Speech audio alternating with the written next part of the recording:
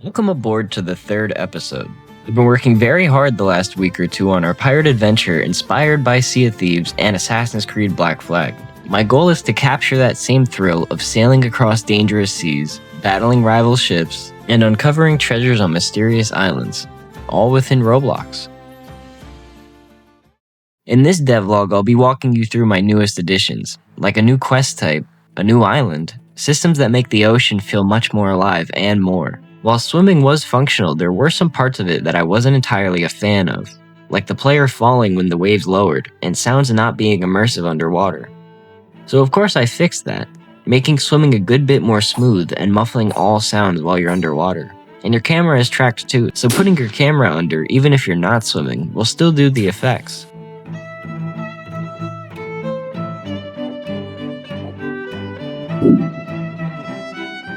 A smaller change, but one I thought would help even more with engaging the player, was personalizing the chat features so that they fit the game's theme even better, matching the font to the same one most of the game is currently using. Along with this, I added custom footstep sounds, much better than this. And I added it so sprinting changes your FOV, since this comment asked for it. Don't get me wrong, the buried treasure quest system is very cool, but we need a lot more than that. So the newest addition to the Coin Keepers Guild is riddles. They're done in steps, the first line of text leading you to the island. Once you're at the island, the second row of text appears, giving you a direction and emblem to find. Finally, once you find the corresponding location, it will lead you to your loot.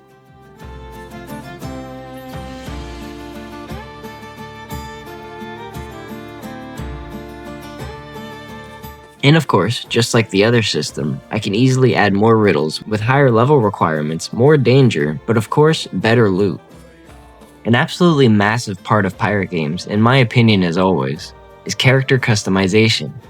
You want to feel and look like a pirate or a sailor, so we plan to embody that the best we can. Keep in mind that the current clothing is placeholder until I can get some proper pirate clothing modeled, but here is the character creator I grabbed from an unfinished project of mine. And don't worry, later in the video I'll be completely revamping this UI, so stay tuned.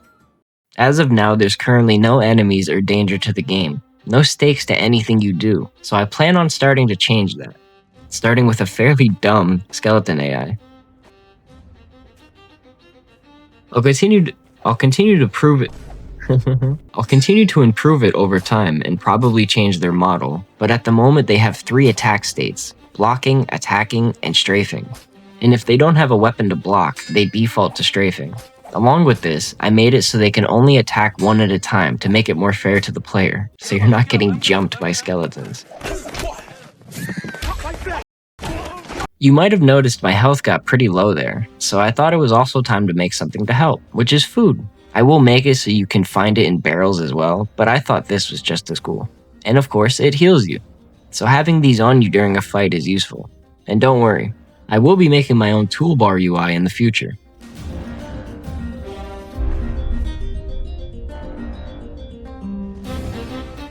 If you want to help support the game, I have 2 limited time clothing sets for sale which I'll be recreating in 3D for this game. It would help a ton with funding the game, and you'll get a cool flex item on release, as when the game releases it won't be available anymore. Anyway, back to the video. To satisfy my friend Oval Dog from dogging me about the rowboat model anymore, and the comments, a 3D modeler from the Discord made me a new rowboat model. And this guy still had things to nitpick, so I had to switch it to shut his ass up. Along with that, the 3D modeler gave me a compass model, which I rigged to actually click open and closed.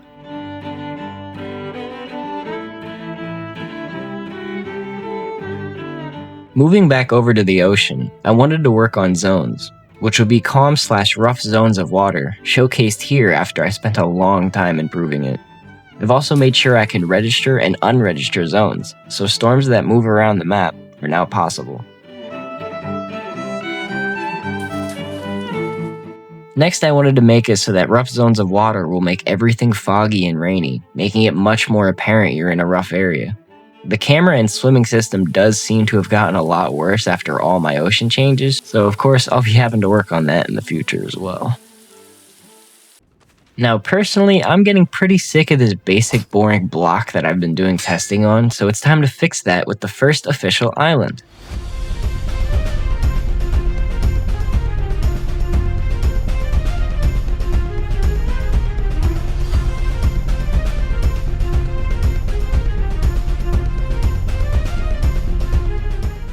Then I proceeded to move the burial treasure quest over to the new island, along with a couple small improvements like actually having X's on the map instead of just red squares. Along with that, I then moved the first riddle over to this island, which I think the quests are just so much better looking with an actual island to do it on.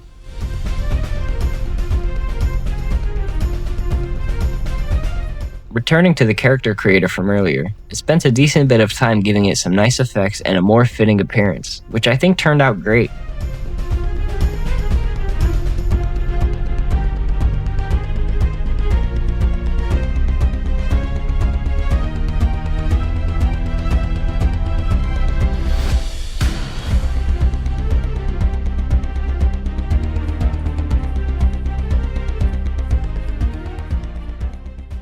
And that's sadly everything for episode 3.